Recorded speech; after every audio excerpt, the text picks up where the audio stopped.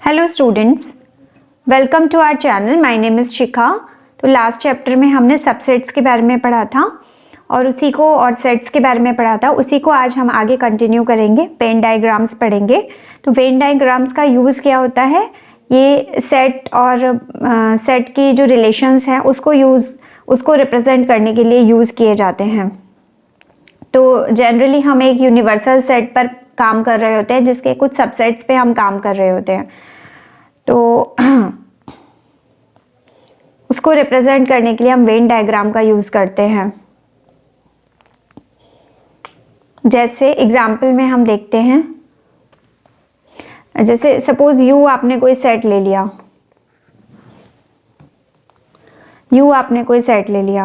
You is equal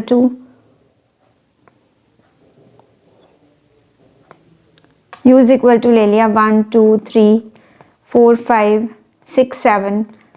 you can take any set और उसके बाद ए कोई इसका सबसेट ले लिया 1 2 3, ठीक है, सिर्फ इतना। तो और बी इसका कोई और सबसेट ले लिया 4 5, ठीक है। तो इसको हम कैसे रिप्रेजेंट करेंगे, हम रेक्टेंगल्स और सर्कल्स को यूज़ करते हैं इसमें। तो एक रेक्टेंगल बनाएंगे,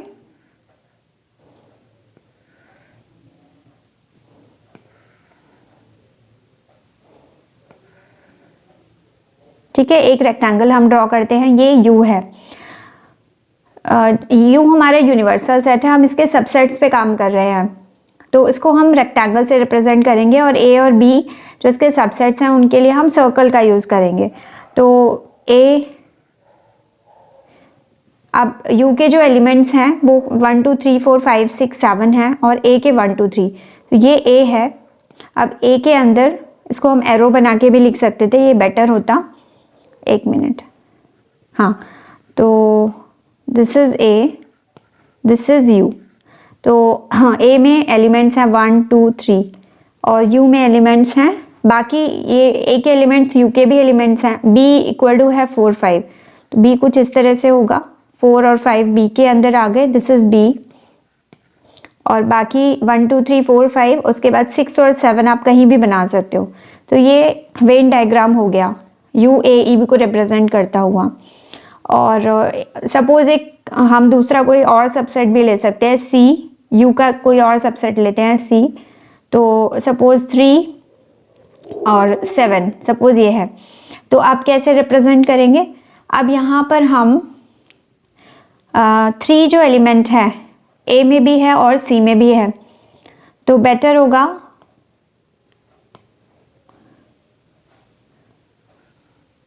हाँ, इस तरह से हम सी बनाएंगे क्योंकि वो ए के साथ इंटरसेक्ट कर रहा है, दिस इज सी। तो यहाँ पर 3 ये ए में भी आ गया और सी में भी आ गया और 7 अब सी के अंदर बनाएंगे, ठीक है। तो इस तरह से हम वेन डायग्राम यूज़ करके सेट्स की रिलेशनशिप्स को रिप्रेजेंट कर सकते हैं। तो ये इनका यूज़ होता है और इसके हेल्प से काफ़ी डिफ़िकल्ट प्रॉब्लम्स को सॉल्व किया जा सकता है। अब यहाँ पर ये बताया हुआ है कि most of the relationship between sets can be represented by means of diagrams which are known as Venn diagrams and they are named after John Venn. एक इंग्लिश लॉजिशियन है, उनके नाम के ऊपर इनका नाम रखा हुआ है, English logician John Venn 1834 to 1883। Venn diagrams are named after John Venn. अब ये एग्जाम्पल भी दिखाया हुआ है एक कि u is equal to 1 to 10 लिया है और a इक्वल टू 2 4 6 8 10। तो यहाँ पर ये वाला डायग्राम रिप्रेजेंट कर रहा है। यहाँ पर u इज इक्वल टू, अब a में जो एलिमेंट्स हैं वो क्या हैं, इवन नंबर्स हैं 2 4 6 8 10। तो यहाँ पर a में हमने ये 2 4 6 8 10 लिख दिया और बाकी एलिमेंट्स को 1 3 5 7 9 ये हमने बाहर लिखा है, a के बाहर लिखा है, u के अंदर लिखा है। तो ये वेन डायग्राम बना दिया इसके लिए। इसी तरह u इक्वल टू ये है और a 2 4 6 8 10, b इक्वल टू 4 और 6 ले लिया। तो 4 और 6 कॉमन हो गए a में और b में। तो अब हम किस तरह से ड्रॉ करेंगे, b और a में कॉमन पार्ट में हम ड्रॉ करेंगे, लिखेंगे ये एलिमेंट्स। जैसे ये b है 4 और 6। एक्चुअली अगर हम देखें तो ये जो b है 4 और 6 जो एलिमेंट्स हैं ये दोनों एलिमेंट्स a के अंदर आते हैं, ठीक है। तो बी सबसेट है ए का, ये आप देख सकते हो। तो बी ए का सबसेट है, ये नोटेशन यूज़ करके बताया हुआ है, इसलिए बी को हम ए के अंदर बनाएंगे। जैसे यहाँ पे देखो इन्होंने बनाया है बी, ये 4 और 6 बी के एलिमेंट्स हैं, ये बी है, ये वाला पार्ट बी है, और बाकी 2, 8 और 10 ये ए के एलिमेंट्स हैं। तो इस तरह से बनाया। ये वाला जो एग्जाम्पल था अभी पीछे, यहाँ पे कोई किसी का सबसेट नहीं था। अगर आप देखें ये तो इनमें तो कुछ कॉमन ही नहीं है, इसमें और इसमें कुछ भी कॉमन नहीं है, बट सी और ए में कॉमन है। तो सिर्फ एलिमेंट नंबर 3 कॉमन है। जैसे 7 यहाँ सी में है लेकिन वो ए में नहीं है, और 1 और 2 ए में है लेकिन वो सी में नहीं है। तो सिर्फ एक एलिमेंट 3 कॉमन है ए और सी में, इसलिए हमने ये सी अलग से ड्रॉ करके बनाया था और ए ये अलग था। लेकिन ये वाला जो एग्जाम्पल है यहाँ पर b इक्वल टू 4, 6, ये दोनों ही एलिमेंट्स a में अपीयर होते हैं। b a का सबसेट है, इसलिए हमें b का जो सर्कल है वो हमें a का जो सर्कल है उसके अंदर हमने ड्रॉ किया है। ठीक है, तो इस तरह से हम वेन डायग्राम बनाते हैं। इससे हमारी प्रॉब्लम्स काफ़ी सिंप्लीफाई हो जाती हैं। आगे भी आप देखोगे जब आप एक्सरसाइज के क्वेश्चंस करोगे, सॉल्व करोगे, तो कई डिफ़िकल्ट प्रॉब्लम्स होंगी जो आप जब इसको डायग्राम से बनाएंगे ना तो आपके बहुत इजीली सॉल्व हो जाएगा क्वेश्चन। अब सेट्स पर भी ऑपरेशंस होते हैं, जैसे नंबर्स पर ऑपरेशंस होते हैं। 2 नंबर्स को आप ऐड करते हो, you get another number, and if you multiply 2 numbers you get another number, different number। तो इसी तरह से सेट्स के ऑपरेशंस भी हैं कि 2 सेट्स में हम ऑपरेशन लगाते हैं तो हमें तीसरा सेट मिलता है। तो क्या क्या ऑपरेशंस हैं वो हम देखते हैं आगे। जैसे एक है union of sets. Union of sets का मतलब है कि सेट्स के एलिमेंट को यूनियन करना है, कंबाइन करना है। फॉर एग्जाम्पल, जैसे अगर हम यही एग्जाम्पल की बात करें तो यहाँ पर अगर हम ए और बी को यूनियन के एलिमेंट्स को यूनियन करें, ए और बी ये 2 सेट्स हैं, इनके एलिमेंट्स का अगर हम यूनियन करें, यूनियन का मतलब इकट्ठा करके लिखना, तो ए के एलिमेंट्स और बी के एलिमेंट्स सारे एक साथ हम एक सेट बनाना चाहते हैं तो क्या बनेगा 1 2 3 4 5। ठीक है, तो ये एक न्यू सेट बन गया। इस न्यू सेट को आप कोई और नोटेशन दे सकते हो, बट इसको जनरली हम ये सिंबल यूज़ करते हैं, ये वाला। तो A union B is equal to, इसको आप कुछ और ई बोल सकते हो। ठीक है, तो ई जो है हमारा ए यूनियन बी है, और ये एलिमेंट्स इसमें कौन से आएंगे, ई में जो एलिमेंट्स हैं वो क्या हैं, ए के भी एलिमेंट्स हैं और बी के भी एलिमेंट्स हैं। दोनों के एलिमेंट्स को हमने कंबाइन कर दिया। ठीक है, इसी तरह अगर हम ए और सी का यूनियन लिखें, ए और सी का यूनियन, ये कोई और सेट होगा। मान लो कि इसको हम एफ से रिप्रेजेंट करते हैं, एक न्यू अल्फ़ाबेट ले रहे हैं, तो इसमें कौन से एलिमेंट्स आएंगे जो ए में भी हैं और सी में भी हैं। तो ए में 1 2 3 और सी में कौन से एलिमेंट्स हैं 3 और 7। लेकिन हमने पढ़ा है पहले लास्ट लेक्चर मैंने आपको बताया था कि कोई एलिमेंट रिपीट होता है तो हम उसको एक ही बार लिखते हैं। तो यहाँ पर हम 3 को 2 बार नहीं लिखेंगे। ठीक है, 1 2 3 और 7, सिर्फ ए यूनियन सी यही होगा, 1 2 3 7 हो जाएगा। ठीक है, तो यूनियन का मतलब होता है कंबाइन, कॉम्बिनेशन, कंबाइन करना, एलिमेंट्स को यूनियन करना। तो अगर कोई 2 सेट्स के आप यूनियन लिख रहे हो तो यूनियन का मतलब है कि उसमें दोनों के एलिमेंट्स लिखे जाएंगे। ठीक है, देखो अब इसमें इन्होंने यहाँ पर बताया है A B be any 2 sets, the union of A and B is the set which consist of all the elements of A and all the elements of B. A के भी सारे एलिमेंट्स होने चाहिए और बी के भी सारे elements होने चाहिए, and the common elements being taken only once. Common element को एक ही बार लिखना है। और ये वाला जो सिंबल है ये हम यूज़ करते हैं यूनियन को डिनोट करने के लिए। ठीक है, इस तरह से लिखते हैं और इसको पढ़ते हैं ए यूनियन बी। ठीक है, अब जैसे इन्होंने यहाँ पर ए इज इक्वल टू दिया हुआ है 2 4 6 8 और 6 8 10 12, तो ए यूनियन बी पूछ रहे हैं। तो ये क्या होना चाहिए बताइए, ये होना चाहिए, पहले ए के सारे एलिमेंट्स लिख देते हैं 2 4 6 8। अब बी के एलिमेंट्स भी सारे इसी में आने चाहिए, तो 6 8, क्योंकि ये 6 8 यहाँ पर ये 6 और 8 यहाँ पर ऑलरेडी हैं तो हम रिपीट नहीं करेंगे। उसके बाद 10 और 12 लिखेंगे, तो 10 और 12, तो ये इसका ए यूनियन बी हो जाएगा। ठीक है, इसी तरह नेक्स्ट एग्जाम्पल देखते हैं। A इज इक्वल टू लिखा है AEIOU और B इज इक्वल टू है AIU। तो ये एग्जाम्पल करते हैं। ठीक है, B है AIU, यहाँ पर लिखते हैं। A is equal to, suppose दूसरा एग्जाम्पल है, A इज इक्वल टू है AEIOU और B इज इक्वल टू दिया हुआ है AIU। तो A यूनियन B क्या होगा? दोनों के एलिमेंट्स आने चाहिए। ठीक है, AEIOU, ये A के सभी एलिमेंट्स, अब B के भी सभी एलिमेंट्स आने चाहिए। B के एलिमेंट्स देखते हैं। B का फर्स्ट एलिमेंट A है, तो A तो ऑलरेडी है यहाँ पर। B का सेकेंड एलिमेंट I है, I ऑलरेडी है यहाँ पर। और third element, last element U है, U भी ऑलरेडी है।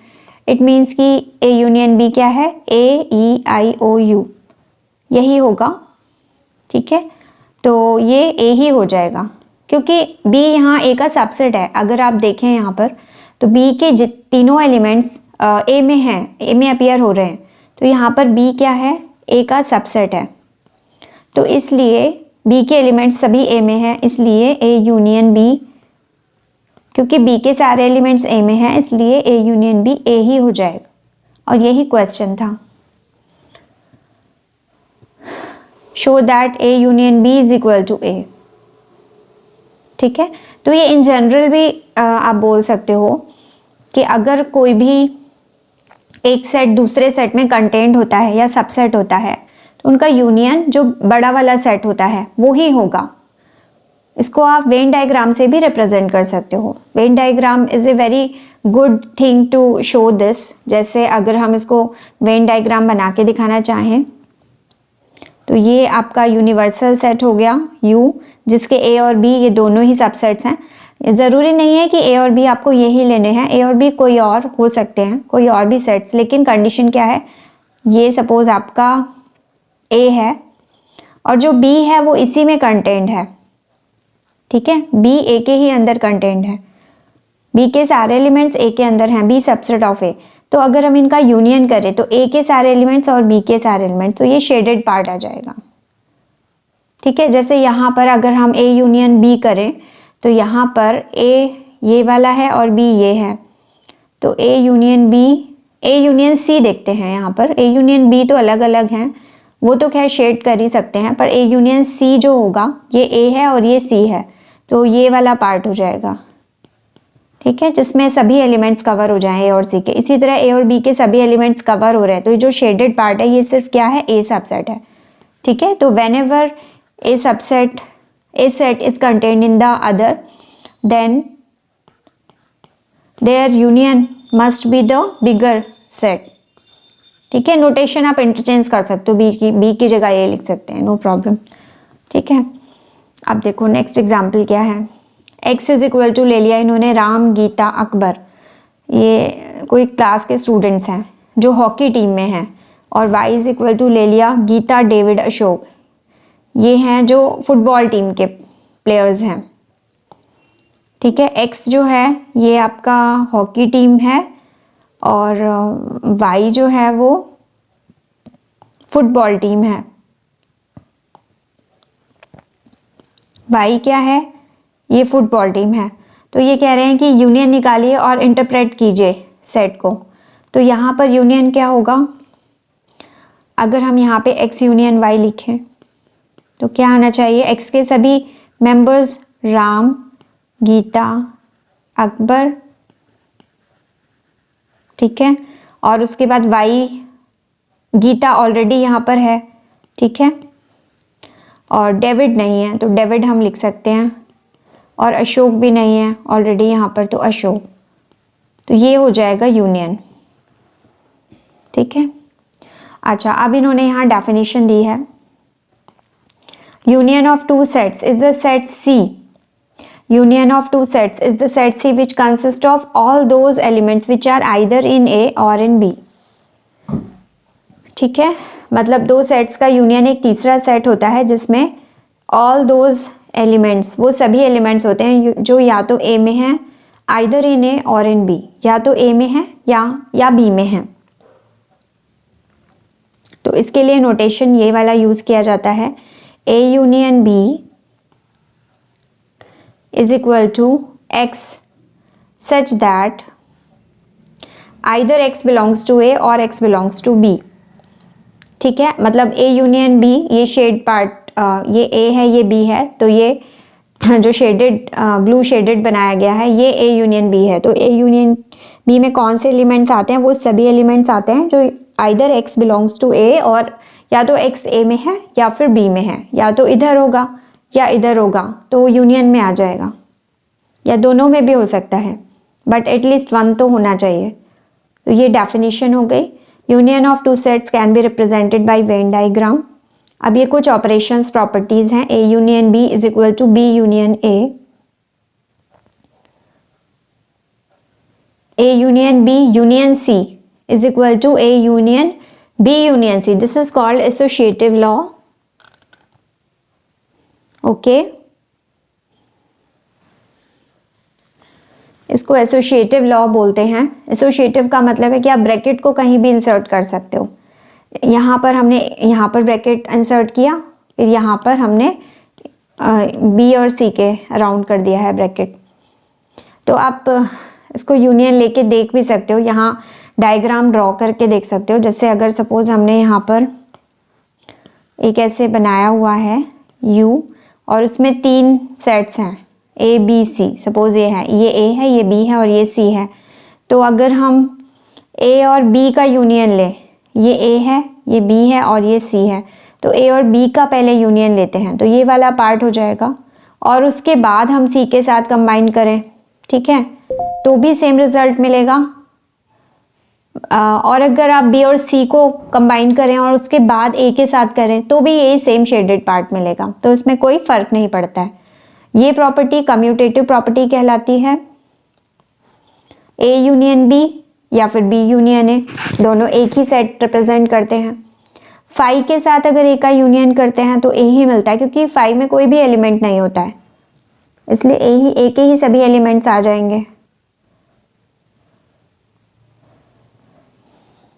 आइडेम्पोटेंट, ए का ए के साथ यूनियन होगा तो ए ही आएगा ऑब्वियसली, कि अगर आपके पास यू है, इसमें ए है, तो ए का ए के साथ सभी एलिमेंट्स ए के, तो ए ही आएगा। यू का ए के साथ यूनियन करेंगे तो यू के सारे एलिमेंट्स आ जाएंगे। इंटरसेक्शन देखते हैं। इंटरसेक्शन, एक्चुअली इंटरसेक्शन मीन्स जो दोनों को बिलोंग करे। यूनियन में क्या था कि एक को बिलोंग करने में भी यूनियन में आ रहे थे। जैसे यहाँ जो एलिमेंट है, सपोज यहाँ पे कोई एलिमेंट है, वो ए में है, लेकिन वो ए यूनियन बी में भी है क्योंकि वो ए में बिलोंग करता है। अगर यहाँ कोई एलिमेंट है, मतलब अगर कोई एलिमेंट सिर्फ बी को बिलोंग कर रहा है तो भी वो ए यूनियन बी में है, ठीक है। अगर यहाँ पर कोई एलिमेंट है, सपोज ये ए है और ये बी है, तो जो बी है वो कैपिटल बी को बिलोंग कर रहा है, तो ए यूनियन बी में आ गया ना, क्योंकि सिर्फ बी को बिलोंग कर रहा है। लेकिन इंटरसेक्शन में वो एलिमेंट्स आते हैं जो कॉमन पोर्शन में, जो ए और बी दोनों को बिलोंग करते हैं, मतलब ये वाले एलिमेंट्स जो होंगे ये इंटरसेक्शन पार्ट में आएंगे। इंटरसेक्शन का मतलब है कि जो इंटरसेक्ट करे दोनों में, जो एक साथ दोनों में प्रेजेंट हो, तो ये वाला पार्ट होगा इंटरसेक्शन, ए इंटरसेक्शन बी। जैसे ये स्मॉल ए इंटरसेक्शन पार्ट में नहीं है, यूनियन में है। ये स्मॉल बी जो है ये बी यूनियन में है, but it is not in A intersection B. A intersection B में ये वाले एलिमेंट्स आएंगे जो दोनों में बिलोंग करते हैं। तो इसकी इंटरसेक्शन के लिए ये कप वाला कैप वाला सिंबल यूज़ किया जाता है, और इसकी ये डेफिनेशन है कि x such that x belongs to A and x belongs to b, दोनों में एक साथ होना चाहिए, इसलिए यहाँ एंड लगाया। यूनियन में क्या है कि अगर सिर्फ ए में है या सिर्फ एक में है, बी में है, तो इसलिए यहाँ पे और लगाया था। दोनों में भी हो सकता है तो भी वो ए यूनियन बी में आएगा। ये एलिमेंट्स ए यूनियन बी में भी हैं, बट और इसलिए, लेकिन हम यहाँ और कंडीशन यूज़ करते हैं कि एक में तो हो, लेकिन इंटरसेक्शन वाला जो पार्ट है उसमें ए और बी बोथ दोनों में होना चाहिए। x such that x belongs to A and x belongs to b। अब जैसे इन्होंने ये एग्जाम्पल 12 में कह रहे हैं कि इंटरसेक्शन बताइए। एग्जाम्पल 12 ये वाला। तो इसमें हाँ ये 2 4 6 8 है और बी है 6 8 10 12। तो ऐसे एलिमेंट्स आपको देखने हैं। इंटरसेक्शन क्या होगा इसमें, जो दोनों में हो। आप जैसे आप देखो 1 बाय 1 आप देखते जाओ, 2 और 4 2 4 ए में है, बी में नहीं है। फिर 6 में आ जाओ, 6 ए में भी है और बी में भी है, ठीक है। उसके बाद 8 ए में भी है और बी में भी है, तो ये 2 एलिमेंट्स आ गए। उसके बाद 10 और 12 बी में है बट ए में नहीं, तो ए इंटरसेक्शन बी 6 और 8 हो जाएगा। इसको आप वेन डायग्राम से भी रिप्रेजेंट कर सकते हो। इसमें हम क्या करेंगे, 2 4 6 8 इसको हम इस तरह से बना सकते हैं कि एक ये यूनिवर्सल सेट बनाया, उसके बाद फिर ए और बी, ये 2 ए और बी। तो ए में आपको और बी में जो कॉमन है वो यहाँ लिखेंगे हम 6 और 8, और यहाँ पर ए के एलिमेंट्स 2 4 और यहाँ पर 10 12। तो इस तरह से इनका वेन डायग्राम से रिप्रेजेंट किया जा सकता है। जैसे ये एग्जाम्पल है, ए इज इक्वल टू ये दिया हुआ है 1 से 10 तक नंबर्स, बी 2 3 5 7। तो ए इंटरसेक्शन बी क्या होगा, 2 3 5 7 हो जाएगा क्योंकि दोनों में अपियर होते हैं। और बी एक ए का सबसेट है एक्चुअली, आप देखें तो इंटरसेक्शन जो होता है वो ये छोटा है ना, और ये इसमें कंटेंट है, तो ये बी ही आ जाएगा क्योंकि ये सबसेट है।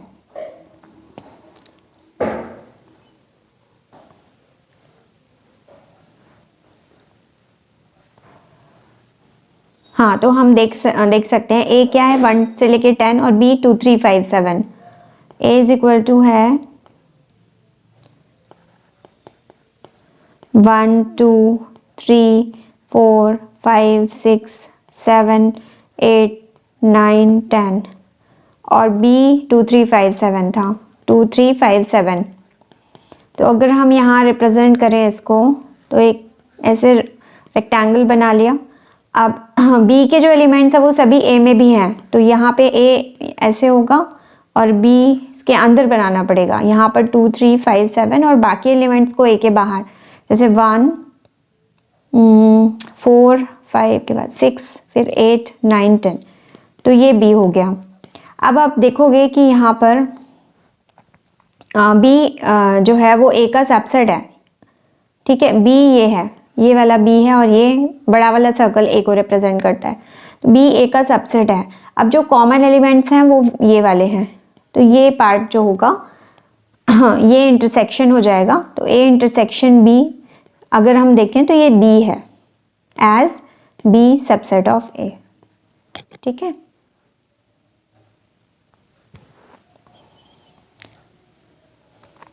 अब कोई सेट्स ऐसे हो सकते हैं जिसमें कुछ भी कॉमन ना हो, जैसे अगर ए हम लें 2 4 6 8 और बी है 1 3 5 7, तो इसमें कोई भी एलिमेंट कॉमन नहीं है। तो इस तरह से बना देंगे अलग अलग, डिसजॉइंट सेट्स कहते हैं ऐसे सेट्स को। अब ये कुछ प्रॉपर्टीज हैं इंटरसेक्शन की। A intersection B intersection A एक ही चीज़ है, कॉम्यूटेटिव लॉ कहते हैं इसको। और अगर हम ब्रैकेट्स कहीं भी डालें यहाँ पर, ये एसोसिएटिविटी कहलाती है। तो आप ए का बी के साथ इंटरसेक्शन लो, उसके बाद सी के साथ लो, या फिर पहले बी और सी का इंटरसेक्शन ले लो और फिर ए के साथ लो, एक ही बात है। इसको हम ड्रॉ करके देख सकते हैं। जैसे सपोज़ हमने ये यहाँ पे रेक्टेंगल बनाया और ए बी और सी ये 3 हैं सेट्स, सबसेट्स इसके अंदर ए बी सी। तो पहले अगर हम ए और बी का इंटरसेक्शन लें, तो ए और बी का इंटरसेक्शन क्या होगा, ये वाला, ठीक है। और अब ए इंटरसेक्शन बी मिल गया हमें। अब इसका सी के साथ देखें, तो सी के साथ कौन सा पार्ट आएगा, सी के साथ जो सी में लाई करे, ये वाला, ठीक है। तो ये हमने क्या किया है, ए इंटरसेक्शन बी और फिर इंटरसेक्शन सी के साथ देखा। अब हम देखते हैं ये वाला पार्ट, ठीक है। पहले बी और सी का ए बी सी बना लिया हमने, ये ए है, बी है और ये सी है। तो अब हम यहाँ पे बी और सी का इंटरसेक्शन देखते हैं पहले। तो बी और सी का इंटरसेक्शन क्या होगा, ये वाला पार्ट जो बी और सी में कॉमन है। अब इसका ए के साथ इंटरसेक्शन देखना है, तो कौन सा पार्ट आएगा, जो ए में कॉमन है। तो ए में ए तो ये है, ये वाला, व्हाट इज़ ए, ये वाला सर्कल जो है वो ए है। तो इसमें जो आ रहा है वो ये पार्ट आ रहा है ना, तो ये हो जाएगा।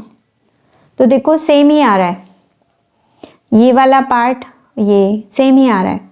ये हमने ड्रॉ किया है A intersection B intersection C, तो ये सेम ही आ रहा है।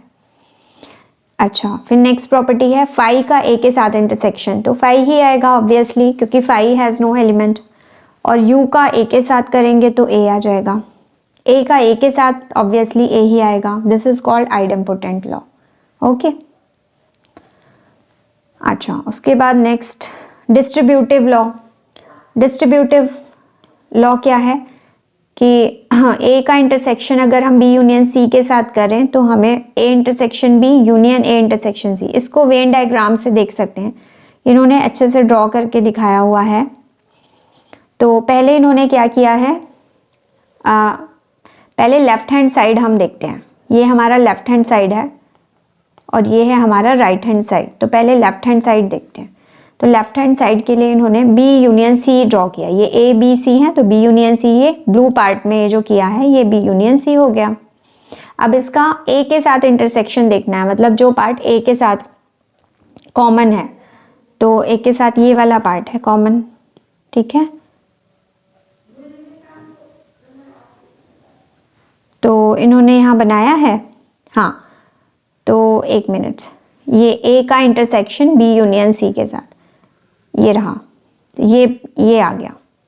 पहले ये इसको देखो, ये बी यूनियन सी है, फिर इसका ए के साथ ये ए वाला सर्कल है ये वाला, तो इसमें जो आ रहा है ब्लू पार्ट वो ये है, तो ये बना दिया इन्होंने, ठीक है।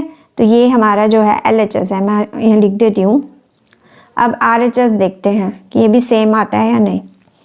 तो RHS में ए इंटरसेक्शन बी देखा है इन्होंने पहले, तो ये ए इंटरसेक्शन बी है, ए और बी में कॉमन, और ए इंटरसेक्शन सी यहाँ पे देखा, ए इंटरसेक्शन सी, ए और सी में कॉमन। तो अब इसका ये वाला फिगर और ये वाला फिगर, इसका इनको करना है यूनियन, ठीक है। यूनियन समझ गए कि ये वाला पार्ट, ये जो पार्ट है ये और ये वाला पार्ट, इनको कंबाइन करके हमें एक फिगर में दिखाना है। ये वाला पार्ट और ये वाला पार्ट है, यहाँ पर ये आएगा ना, ये वाला पार्ट इधर आएगा और ये पूरा है, तो ये पूरा यहाँ से यहाँ तक कलर हो जाएगा, ठीक है। ये रहा, ये हमारा राइट हैंड साइड है। अब ये देखो लेफ्ट हैंड और राइट हैंड साइड ये दोनों सेम आ रहे हैं, अगर आप देख पाए ये दोनों सेम आ रहे हैं, है ना, ठीक है। तो ये प्रूफ हो गया, वेन डायग्राम से ये इजीली प्रूफ हो गया, अदरवाइज इसको थोड़ा प्रूफ करना थोड़ा लेंदी होता लेकिन ये वेन डायग्राम से बहुत इजीली प्रूफ होता है। इसको हम कहते हैं डिस्ट्रीब्यूटिव लॉ। इसको हम बोलते हैं कि ये इंटरसेक्शन डिस्ट्रीब्यूट हो रहा है over union. A intersection B union C है, तो इंटरसेक्शन बी के साथ, फिर उसके बाद ये साइन लगा और फिर ए का इंटरसेक्शन सी के साथ, ठीक है। A intersection B union C is A intersection B union A intersection C, distributive law. Difference of sets, difference of sets में जैसे a माइनस बी आपने लिखा, तो a वो एलिमेंट्स, a के वो एलिमेंट्स जो b में नहीं है वो a माइनस बी कहलाता है, ठीक है। The elements of a which are not in b, जैसे यहाँ पर देखो a इन्होंने इतना लिया और b ये लिया, तो a माइनस बी हमें लिखना है। तो सॉल्यूशन ना देखते हुए यहाँ हम सॉल्व करते हैं। a माइनस बी, तो a के वो एलिमेंट्स जो b में नहीं है, b में, हाँ, a के वो एलिमेंट्स जो b में नहीं है, जैसे a में 1 है जो b में नहीं है, ठीक है 1। उसके बाद 2 b में है, तो हम b को माइनस कर रहे हैं ना, तो 2 को हम नहीं लिखेंगे। फिर उसके बाद 3 लिख सकते हैं। 4 b में है, तो 4 को हम नहीं लिखेंगे। फिर उसके बाद 5 b में नहीं है, 6 b में है तो नहीं लिखेंगे, ठीक है। बस 1 3 5 यही आएगा। और b माइनस ए, अब इसमें हम b के एलिमेंट्स लिखेंगे माइनस ए करके, ठीक है। a को माइनस करना है हमें, तो b का पहला एलिमेंट 2 है, लेकिन 2 a में है तो 2 नहीं लिखेंगे।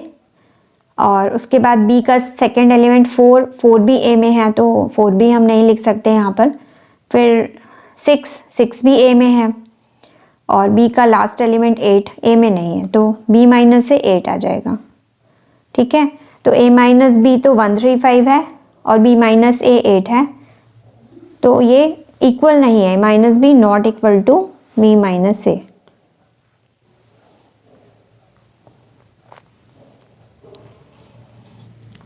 इसको फिगर में भी इन्होंने ड्रॉ करके दिखाया, जैसे फिगर में दिखा सकते हैं, ड्रॉ करना इतना मुश्किल नहीं है। जैसे यहाँ पे हम ड्रॉ करें, अगर ये हमने रेक्टेंगल बनाया, ए और बी ये दो बना लिए। अब ए और बी तो कॉमन एलिमेंट्स कुछ होंगे, 2 और 4 और 6, 2 4 6 ये दोनों में है, 2 4 6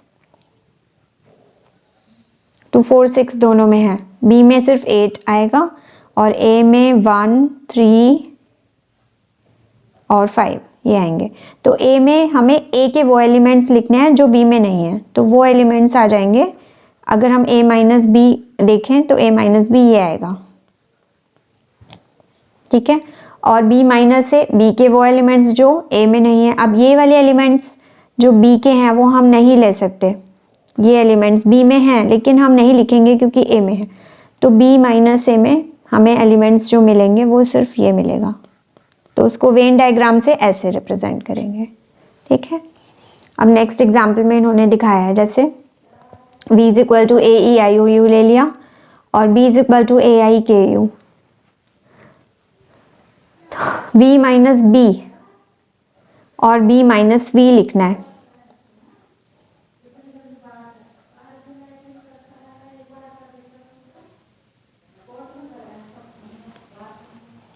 तो v के वो elements, v minus B means v के वो एलिमेंट्स जो b में नहीं है। तो आप चेक करो, v में a है लेकिन a b में है, e b में नहीं है। ठीक है, उसके बाद i b में है तो हम नहीं लिखेंगे, o लिख सकते हैं, u नहीं लिखेंगे, तो ये इतना आएगा सिर्फ। और b माइनस वी देखते हैं, में b के एलिमेंट्स लिखेंगे v के एलिमेंट्स को माइनस करके। तो b में a है लेकिन a v में भी है, b में i बिलोंग करता है लेकिन i v में भी यहाँ पर भी है, k बिलोंग करता है b में लेकिन k v में नहीं है, तो हम लिख सकते हैं। इसी तरह u b में है लेकिन u v में भी है इसलिए नहीं लिखेंगे, तो ये आ जाएगा। तो e o और b माइनस वी k आएगा सिर्फ। तो ये दोनों भी नॉट इक्वल आ रहे हैं, v minus B not equal to v minus V. अब देखो a माइनस बी का इन्होंने यहाँ प्रॉपर फॉर्मल डेफिनेशन दी है, a minus B collection of all x such that x belongs to a and x is not in b, x does not belong to b। ये a minus B है, ये वाला part b minus है और ये common portion है, ये a intersection b होता है।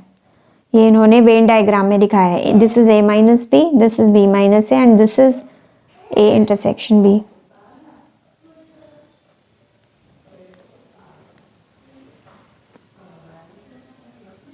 अब ये तीन जो सेट्स बने, जैसे a माइनस बी तो ये है, b माइनस ए ये है और a इंटरसेक्शन b में ये आता है। ये तीनों अगर हम देखा जाए तो इसमें तीनों में कोई एलिमेंट कॉमन नहीं है, ये डिसजॉइंट सेट्स हैं। ये अच्छा रिमार्क है, इसको आप नोट कर सकते हो। इसको वेन एग्जाम में इस तरह से क्वेश्चंस बन सकते हैं कि वेन डायग्राम भी नहीं लिखें, वो कह सकते हैं prove that these are disjoint sets, या फिर बोला जा सकता है कि ट्रू और false the sets are disjoint हैं या नहीं, आप बताइए, प्रूफ कीजिए। तो आप वेन डायग्राम बना के दिखा दो कि ये सेट्स डिसजॉइंट सेट्स हैं, तो इनका जो इंटरसेक्शन क्या होगा वो नल सेट होगा। मतलब क्वेश्चन इस तरह से फॉर्म किए जाते हैं कि show that a minus B intersection with a intersection b, है ना, इज इक्वल टू 5। तो ये देखने में काफ़ी कॉम्प्लिकेटेड लगता है लेकिन इतना है नहीं। जैसे a माइनस बी, आप देखो ये a माइनस बी है, ये वाला पार्ट, ये b माइनस ए है और ये a इंटरसेक्शन b, ये तीन सेट्स बन रहे हैं और तीनों में कुछ भी कॉमन नहीं है। ये डिसजॉइंट सेट्स हैं, तो इनमें से कोई भी दो का या तीनों का अगर हम इंटरसेक्शन लेंगे तो फाई ही आएगा। a माइनस बी का इंटरसेक्शन ए इंटरसेक्शन बी के साथ फाई होगा।